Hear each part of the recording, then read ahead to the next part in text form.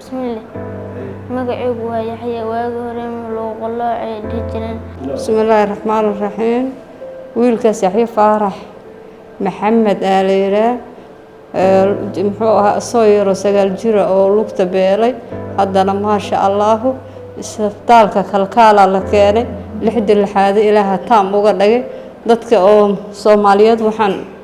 aan leeyahay ciyaalka oo sidaan oo kale dhibaatadu haysato isbitaalkaas la soo xiriiriyo hana la keeno ma sha Allah isbitaal macna aad u fiican waay dhaqaatiir fiican joogto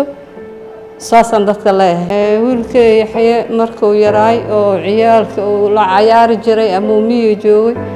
jiis iyo laan kara iyo dadku dhihi jireen haddana ma sha Allah لحديث الإستال كالكالا لكيري لحدي اللي waa taam qalliin loogu sameeyay ma sha Allah. The name is Dr. Dail Ashqar, specialized of orthopedic.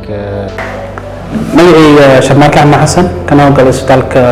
kalkaal qaybtiisa lafaha iyo bedelista sinaha iyo jilbaha runtii kiiska maanta wuxuu ku saabsan yahay wiil aad u da'yar lagu magacaabo Yaxya taasoo caqabado ka haysta socodka lugtiisa iyo ku socodka lugtiisa oo noogu imaaday isbitaalka runtii wuxuu ka cabanayaa qalooc ku yimaada qaybta hore lugta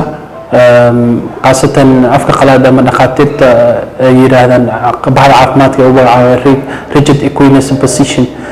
taasoo sabab u ah in uu qofka ku socdo faraha hore ee lugta Yaxya wuxuu noogu imaaday isbitaalka asoo ka cabanaya arrimahaas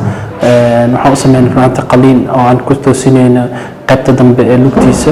oo sabab u noqotay in lafa qaarkood aan ka saarno meesha si aan u helno positionka oo cagta dhan dhulka ugu dhigayo runtii lugtiisa iyo socodkiisa dib aan u soo celino waxaan kaloo saxnay seedihiisa dambe waxaan kaloo saxnay seedo ku xiriira lugta ciribteeda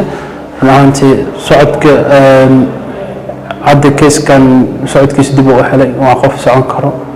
waa qof lugeyn karo waa qof bulshada ka mid ah asoosan ku imaan caqabada